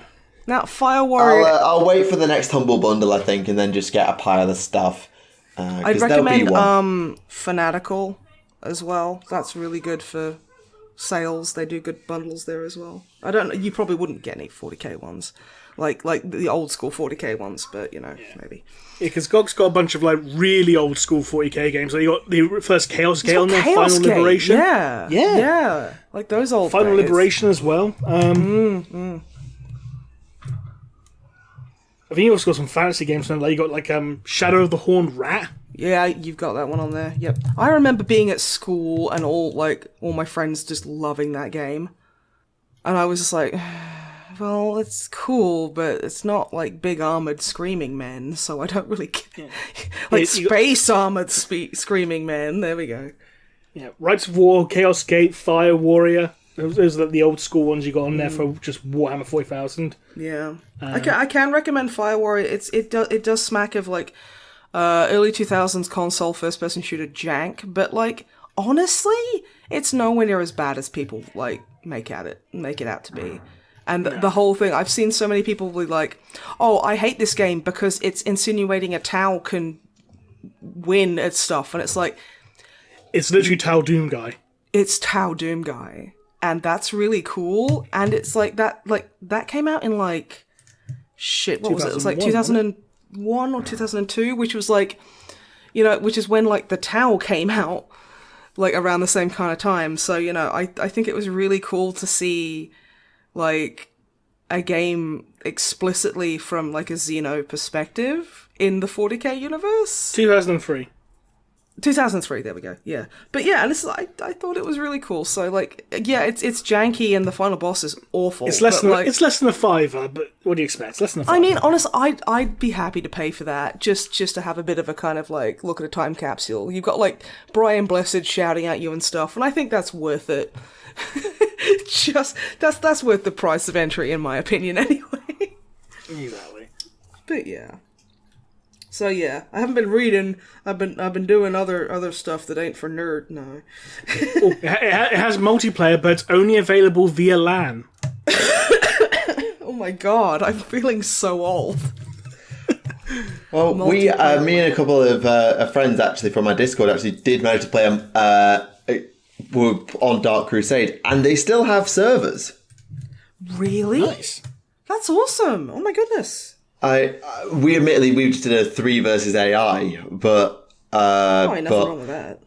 There was a number of people in like room 1. I don't know if it was quite 8v8, but there was still rooms available. I don't know if they're just Steam servers or what, but there was online multiplayer still going in Dark Crusade in 2021. Nice. That's really cool. Mind you, I didn't realise that you need to buy all the other Dawn of War games to play as all the other Dawn of War races, because in multiplayer on Dark Crusade, you can only play as Tau or Necrons if you haven't bought any of the other games or the base game. Oh, God. I did not realise this. Oh, that's how they get you. It's sneaky, really. Like, you can play them all in the skirmish mode and in the campaign, that's fine, but you want to go online, you're Tau or Necrons. Cheeky buggers. Should we do some questions? Yes, I think we shall. Right, let me just filter that to questions. Okay, so following on from what was discussed last episode in one of your story segments, a question asks, who or what exactly were the Men of Stone? I don't actually know.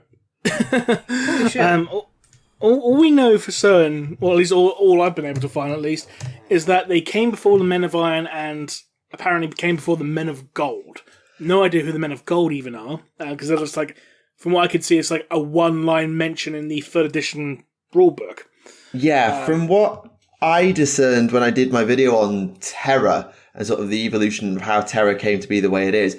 From my understanding, the men of... I don't remember the exact order, but the men of gold came first and were a hyper-advanced race or subset of humans / alien race that explored the stars with humanity. They built the men of stone to act as their servant / soldiers / whatever.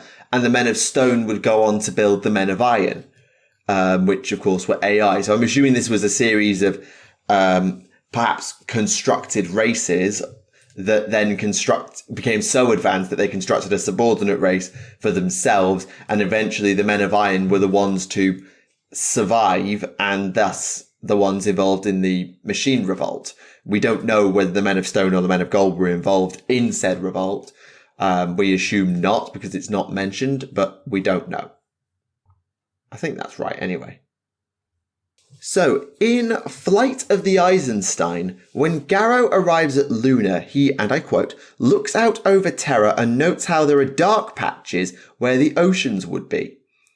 In other points during the Horus Heresy, we also get remarks about how the Emperor was, and I quote again, steadily healing Terra's natural environment. Other than that, we've always been told that the oceans have been gone for ages. Is there any further clarification on this that we know of?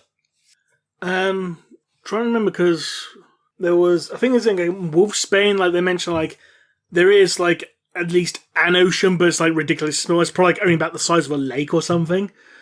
And there was one thing in Master of Mankind where I think it was Diocletian, or was it Ra and Endymion? One of them two. Like their mother had basically been like arrested for the crime of stealing one of the last oceans. So that I is imagine such if it was a like cool charge. So I imagine like the last ocean was stored inside like an empty bottle of Pepsi or something. So I think like ocean is probably like not even used as a descriptor for like actual ocean. It probably just means like natural salt water from Terra or something. Yeah, and I mean it makes sense that once the Emperor had Terra secure, once he had got the Imperium the way he wanted it, re-terraforming Terra to be livable again would probably be somewhere on his to-do list. It's like, okay, conquer the galaxy, eliminated the threat of the Chaos Gods, ascended humanity to a psychic species using the webway. Why don't we fix home? I know we don't need it anymore, but it'd be nice to turn home into a paradise world. I'd like my palace on a paradise world. That would be nice. So, I mean, in fairness, his palace is situated high in the snowy mountains, so it's like it's a very nice location.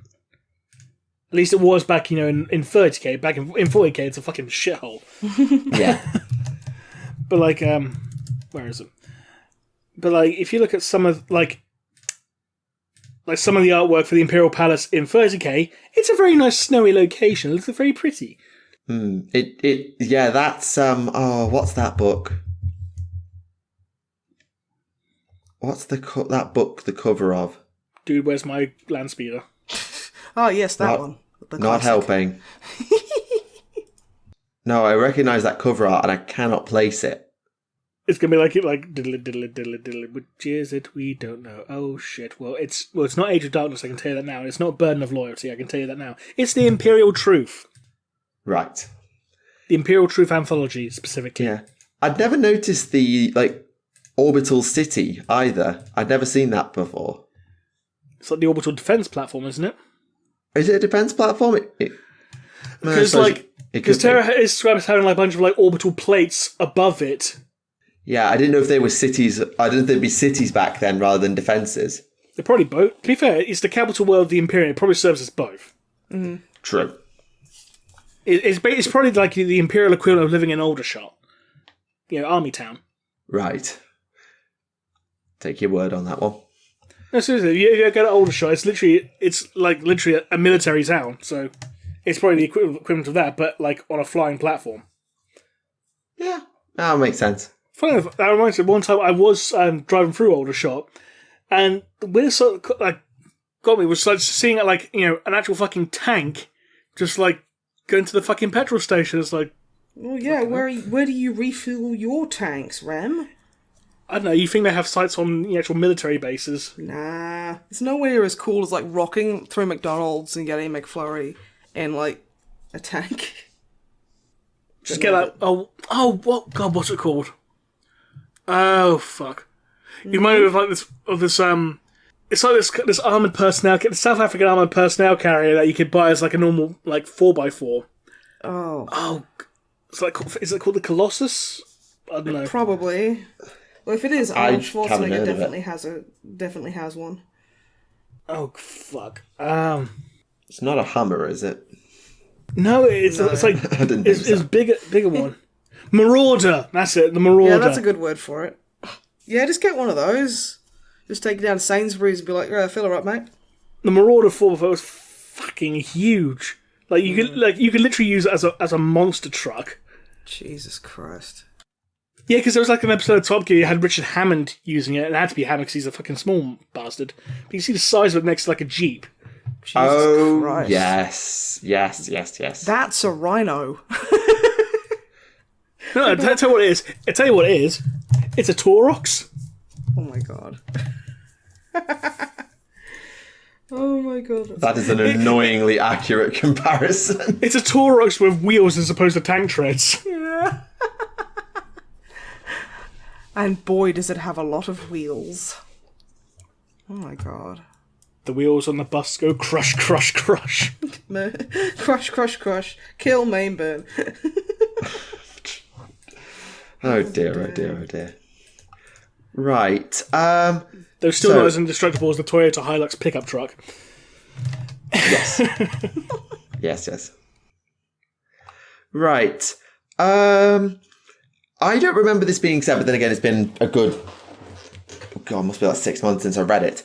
In Darkness in the Blood, Cuvo87, that's a tech priest that works for Call and is now attached to the Blood Angels, mentions that Call at least looked at the process to create a custodian. Do you believe that one of his projects was to improve the Golden Legion?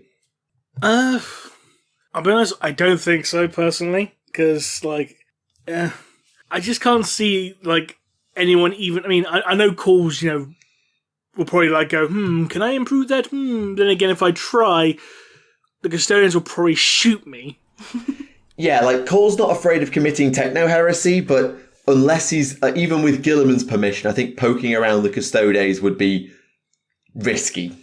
Especially when you've got some Custodians who barely tolerate Gilliman's shit as it is currently. Was it Colquhoun? Yeah, I think it's Colquhoun from Dawn of Fire. Yeah, he barely tolerates Gilliman's shit as it is. And, when Gilliman turned up, on Terra and went, right, I'm going to see my dad, and the Custodian's like, do we actually let him in to see the Emperor? I mean, yeah, he's the Emperor's son, but it's a fucking Primarch and they caused all this shit? Yeah, the Custodians have not forgiven anyone for what Horus did. And speaking of going back to the ye olden days and tech priests, what do you believe the Emperor's plan for the Cult Mechanicus was after the Great Crusade? See ya. Yeah. You don't think he'd just leave them be? Once the Great Crusade had been completed, once the entire galaxy had been brought into here, he probably just turned and said, right, everyone's under my heel except for this one last empire. Sorry, Mars. I get it. I do. It's just I think he'd have to... He wouldn't just smash up Mars. I think he'd actually fully conquer it.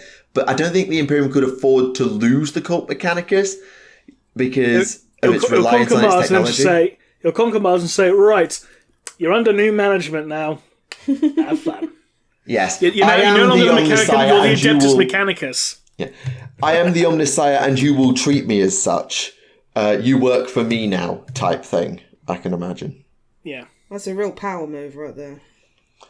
Well, I mean, I have conquered the galaxy and you have helped me. Am I not your god? That's pretty much. Yeah. Well, there goes a Marauder in the background. Yeah, sorry. I live in a city, so... Is England your city? England is my city. Oh my god, I hate you. Don't worry, everyone hates me. No, they don't. They hate to love you. Or love to... I can't remember the Yeah, no. Basically, you are good. But you are also a literal fucking demon hellspawn who sends pictures of, like, Ian Watson to unsuspecting Discord users. Should we mention the time about the, who was it that used the de-aging app on that Ian Watson picture and ended up looking like Thunder? Oh, Jesus Christ. I thought I had drunk enough to forget that. I can't remember who it was. It sounds like something White would do. No, I think it might have been Garrett, actually. Yeah. I can't remember. But all I know is that I couldn't sleep for a week after seeing that, so that was cool. What, this one? Don't... no! I hate you so much, man. Oh my god. It's the worst thing I've ever seen. Thank you. And yes, it was Garrett. Okay, of course. Right. Yeah, I just remember seeing in the chat when it was Erndil first posted the picture, and then you went, Ernest, no. And then Garrett started adding the beard. Oh, God. I have seen hell this day. Yes, I think this is one of those rare cases where not putting it on the screen, because we always forget, is going to do the viewers some good. No, trust me, you don't want to see that. Like, no, This is going to violate every terms of service ever. There's no nudity. There's no gore. There's nothing like that. But it feels like there is. It's pretty grim. I'm trying to find... I mean, in fairness, it's like... do you remember that time where, like... I think it was like Randolph threatened to kick us from the TGS server because we were singing Bohemian Rhapsody. Yeah. That was good. Oh, God. I mean, like, why is it everyone else's problem? Where, like, it's the children who are wrong. Oh my god. Okay. Tack, are there any more questions that you would like to ask? Because Jesus Christ. Yeah. Right. Okay. Slightly sliding toward, but also back from meme territory. If a Space Marine ate a Sarka Creed, would the Omnophagia grant that Marine Creed's memories and thus his tactical genius? Okay, what the fuck is wrong with this person who's asked? It's what Space Marines do. Space Marines do that. And I don't want to be fucking reminded of it. That's the worst thing ever, thank you. It'll grant them memories, but it won't necessarily grant them tactical insight or anything like that. It'll just say, like, oh, this is how he did it, but doesn't mean he'll be a tactical genius. He'll just know how to do one thing. And that'll probably be like, how to put a roll of toilet paper on properly, kind of thing. Or maybe it's just as simple as understanding what has been done, but having no comprehension or grasp of why you would do that. I guess. I don't know.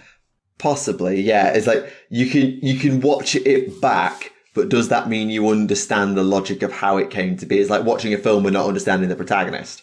But you know why they're doing what they're doing, but you don't know what it is they're doing. Yeah, and you can never recreate it. Yeah. Okay. So, this is in reference to Wild Rider, the Ynnari novel. In the War of Heaven, where the Eldarian Necrons were fighting Slaneshi demons, yes, that was a thing, and it was weird. Does this mean the Eldari were aware of Slanesh before it came to be? It doesn't necessarily mean they're aware of Slanesh specifically. They were aware that they were screwed. Yeah, but do they know, is this Slanesh, did we create this? Or is this just like random screaming warp entities that are trying to chew our faces off? And why does that giant beetle have a human face? Oh my god, kind of thing. I mean, the Exodites knew they needed to get away from the heart of the Eldari Empire as fast as possible because of the sheer rot and the corruption at its heart. But at the same time, you could just say that the Exodites were basically just space elf Amish people. Well, the Craft Worlds also knew they needed to run. They just did it a lot later. Yeah, they were just Puritans. Fair enough. Is that the right word? Prudish. Yeah. They were prudes. Right. And staying with the Eldari, what are the goals of the various Eldari factions, and have they changed since Iniad showed up? Well, I know the second answer. The answer is no. Basically, the Eldari in general have a goal, the Drakari in general have personal goals, and the Exodites.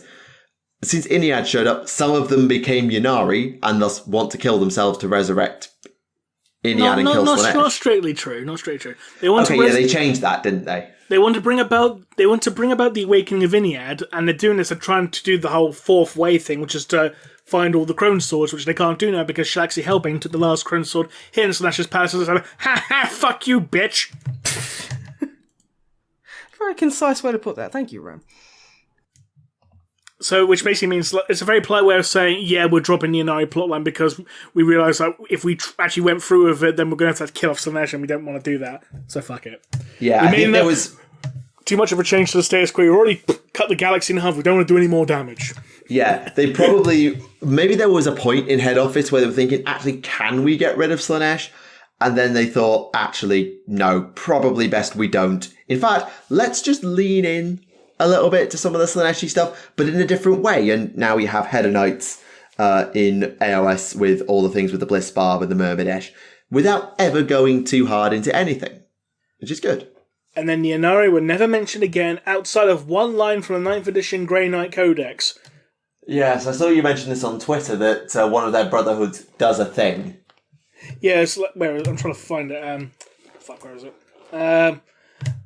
Because it was something like this brotherhood, they learn about all these Eldari cults known as the Ynnari, and they're tied with summoning demons somehow, so we don't like them, so we're going to shoot them, kind of thing. Fuck, I'll look for it later. Yeah. I did post a screenshot on Twitter, so... Yeah, you did. Yeah, right. Something like... And they were very dismissive of the Eldari of the Ynnari back one. Following the prophecies of the prognosticars, elements of the Prescient Brethren lead a series of preemptive purges against Eldari conclaves thought to have links with the so-called Ynnari cults, in which the Brotherhood detects the fateful patterning of convergent demonic invocation. Well, I mean, Yvrain, and I mean, between the Incarn and Iniad, you probably do have a lot of warp power knocking around. So I mean, let's be honest, the Incarnate is literally a greater demon, essentially. Yeah. So I get why dealing with the Ynnari is on the Grey Knight's to-do list. Even though, the Ynnari, they kind of have a non-aggression pact with the Imperium, because, Gilliman's been using them to get hold of some sacred artifacts, and, the fact that, they brought him back from the fucking dead. Yes, but the Imperial propaganda machine can't say that. Yes, but the Imperial propaganda machine acknowledges that the Grey Knights do not exist. Also true. So yeah, I'm guessing it's probably just like, okay, we need the Ynnari alive, we need Yvrain alive, but also we need to make sure they don't do stupid stuff with demons. I mean, the Grey Knights will purge Imperials that they are allied with. They will happily purge any Imperial they so feel needs it. So why not purge their allies as well? And yet they'll happily trade with the Necrons. Well, it's okay until it's not, if it's them doing it. Come on. Well, the Necrons have no risk with demons. They're actually helpful to the Grey Knights because they can make pylons and shut the warp off. I do want to point out that instance in the 7th edition Codex where Tombwell got corrupted by Chaos. Valid. Fake news. Fake news. It didn't happen. And let's also forget, let's also remember the incident, where that one guy got possessed by Lucius. Ah, it's fine. He was always a bit of a character. It's not weird. I mentioned it in my most recent video. Video from last week at this point. This time it goes live, but yes, go check that out. Yes, do that. It's almost like I come up with these ideas just to let you promo your own videos on the podcast. I don't exactly promo my videos that often. No, and to be honest, it's one of it wasn't intended to be a promo, but it worked perfectly as a promo. Speaking of promos, well, let me tell you something, brother. I've been to the mountains and I slam under a giant. Brother! God, I should not do that getting over tonsillitis. But it's so fun. At least you're not doing the Macho Man Randy Savage impression. It's like, you mean I like it, but accept it, ooh yeah. Cream of the crop. Too hot to handle, too cold to hold, ooh yeah. Do you remember the time when Macho Man Randy Savage actually got bitten by a cobra on TV? No. And they couldn't get the cobra off him for a good 5 minutes. I've heard about that, yeah. That cobra really fucking hated wrestling. Holy shit. I mean, the cobra was, used by, Jake the Snake. Kind of appropriate. Oh, God. I am having nostalgic flashbacks. I there didn't you know. It's just hanging out. It's fine. It's not weird. This, snake's gonna bite. That's the way it goes. That's the way that thing goes. Also, what do you think about an actual fucking cobra though? Is like okay, that's yeah. But I want to talk about Pedro Pascal now, and in context. Oh, when he got his head crushed. No, because he's actually dead now. I can't believe they killed him in real life. That's so mean. But no, how would you feel about him playing Eddie Guerrero? I would love that. How good would that be? Oh my fucking god, I would love that. I've seen a bunch of people being like, yeah, like, because I think there's been talk of like a biopic or something about Eddie Guerrero, and people were like, Pedro Pascal would make a really good like Eddie Guerrero. And I'm like, holy shit, he really would. There's one question though. If you do a biopic about Eddie Guerrero, you kind of have to mention the whole Chris Benoit thing. So who do you get to play Chris Benoit? Oh, Chris Benoit. You just remember that one sign I saw on like WWE TV like years ago said Chris Benoit can't melt steel beams. Fan-fucking-tastic. What, like, half of the good parts of wrestling are literally the signs in the audience. Some of that shit. When it's not John 3:16, of course, because Jesus Christ, that's all that I ever saw growing up. Chris Benoit can spell beams. That's perfect. But yeah, no, just wanted to put that out there. Everyone go and, I don't know, think about that. And think about how happy it would make everybody. Pedro Pascal as Eddie Guerrero would be awesome. It would be awesome. Now that's all I can think about. I'm like, Warhammer what now? No, Eddie Guerrero, Pedro Pascal. Yes. But yeah, Tack, are there any more questions that your lovely viewers have? I admit, I've spent the last couple of minutes half listening to you and half reading basically fan fiction to try and come up with how I'm going to answer the question. Right. Oh, I'm glad we could buy you some time then. So is it none of it's to do with Warhammer High, is it? No. So it's a question. So it's basically take Psychic Awakening 7, but actually give it consequences. So in a what if scenario where the Death Guard won the Battle of the Startide Nexus, they did. But instead of disappearing into the Nexus, they decided to go to the Tau homeworld. And then apparently Farsight had to show up and Shi is there somehow. But eventually Tau drive off Nurgle from their homeworld, but there's signs of corruption on the homeworld. The Tau, some of them are showing signs of being psychers. How would the Tau deal with it, and how would it affect them if they had a corrupted homeworld and psychers popping up? Knowing the Tau, if they discover they had psychers popping up, the Ethereals would probably have them put into gulags and shot. Yeah. Yeah, let's not ask how they deal with the fact that Farsight had to show up to save them. We'll gloss over that for 3 seconds because that's just a civil war waiting to happen. I mean, in fairness, Farsight did show up during Mugalath Bay. And ran off as soon as he could. Yeah. But it did show up, so it's like, we'll help him out. Okay, bye. It's like, come back, you son of a bitch. Yeah, it's one of those that if Farsight's stuck in a protracted campaign defending the homeworld, the Ethereals will take him out. The Ethereals, as soon as it is convenient, will take him out. But yeah, Tau Psychers, quarantine and eliminate. Nurgle corruption on world. I mean, how do you deal with your planet becoming partly demonically corrupted? Lots of fire. Yeah, fire would probably be a good start. It'd at least make you feel like you're doing something, you know what I mean? I can imagine the Tau actually doing something akin to like their very first act of exterminatus, and they'd be like, wow, I kind of have a whole new appreciation for the Imperials. Yeah, they retrofit the set the sky on fire from Damocles Gulf and use it in order to purge their own homeworld by lifting off all the habitation blocks into the air, which they can do, and then unleashing a cleansing firestorm, which Farsight already did, to try and purge the world. They did it with the Tyranids. Not the Tyranids, they did it with the Orcs. They used lifters and aircraft to lift out all the habitation blocks before unleashing earthquakes and firestorms or tsunamis or whatever to kill all the Orcs attacking the enclaves. Yeah, just easy. Spot on.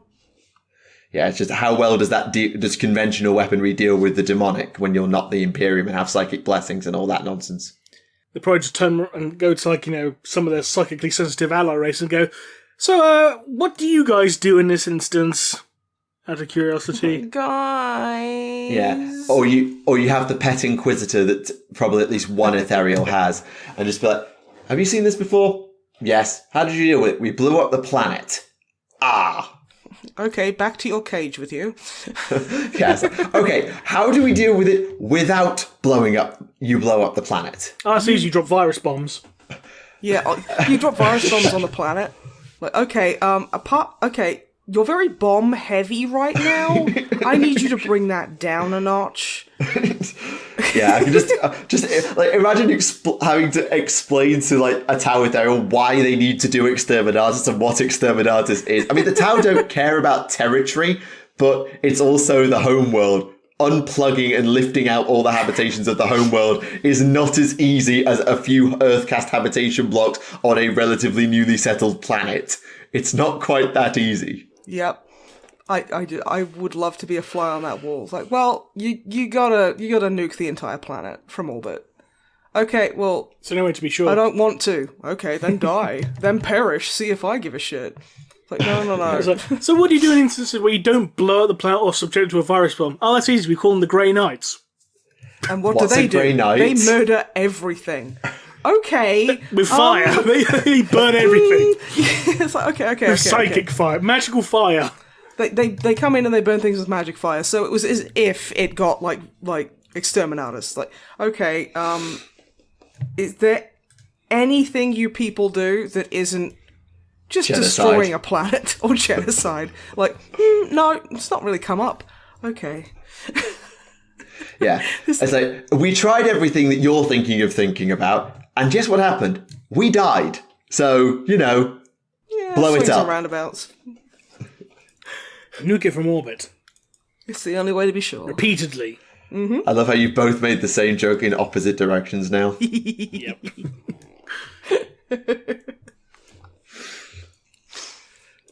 But yes, I think it would just be too much risk. It would be very interesting if you took the Tau in the direction of their home has been corrupted and they need to go. Because whilst it does turn them into a slightly less xenophobic Black Templars, it's an interesting direction to take them. Like, their little bubble, they built their little bubble. They got too big for their boots and the sky got set on fire, so they teleported to go find a new bubble, but then the original bubble got corrupted and turned into the dirty bubble, and now they have to blow that up and leave. So what do they actually do now? It's an interesting plot thread, and yes, that was a SpongeBob reference. Was it a JoJo reference, though? No. Okay. Was that a JoJo reference? Stop it. Can't beat him, join him. It's an interesting plot thread to follow, but not for a couple of editions, I suspect. They're too busy, Gillimaning it up. But I think that covers the majority of things on questions. Like, there's a question about, do we believe there will be a Chaos Civil War? There always is one. All the Chaos gods are very craggy with each other. Yeah. And even, the mortals, someone's going to try and backstab Abaddon, and Abaddon is going to go and kick their ass at some point. To be honest, I still at some point want to see a full-blown war between Abaddon and Huron. Because, Huron Blackheart's probably, the only person, realistically, who could stand to Abaddon. Magnus?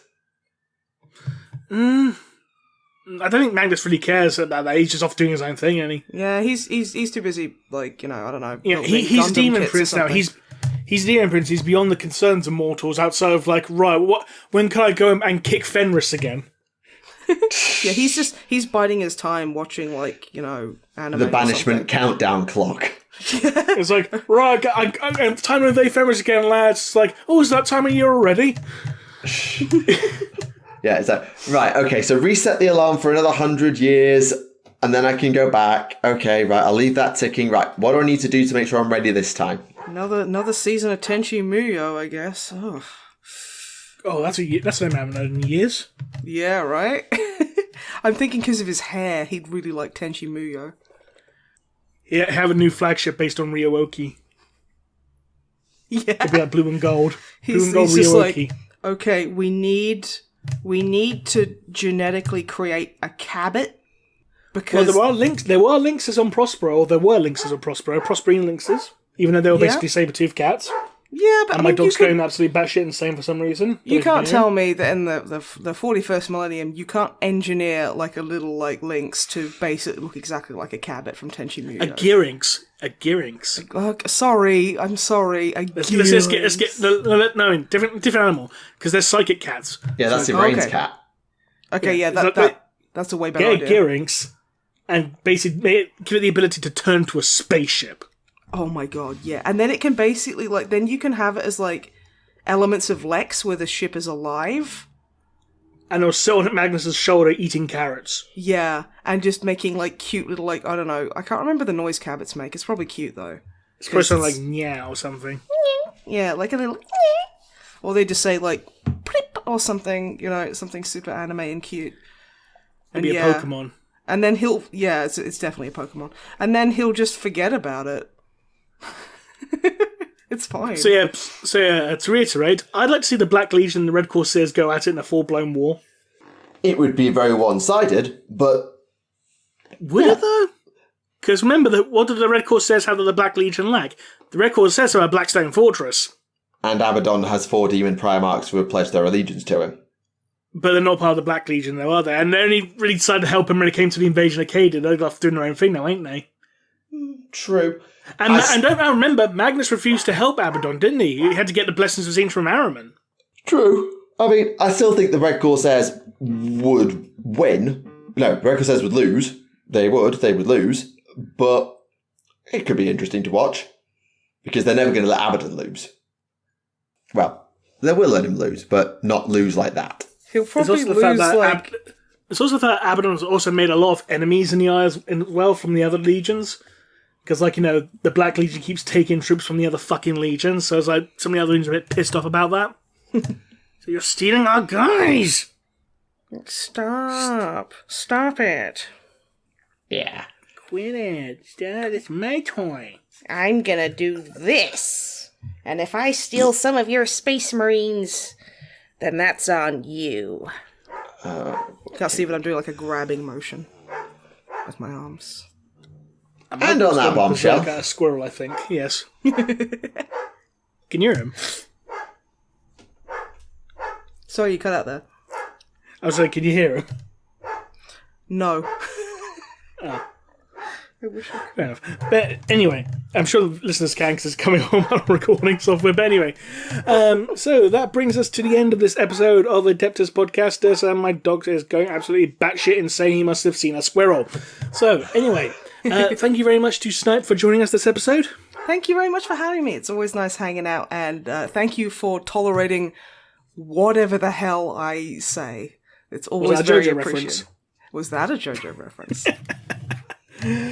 So, until next time, this has been Remleiz from 40k Theories. This has been Tactica Imperialis. And I've been a general nuisance. And we'll see you again next time. Bye-bye.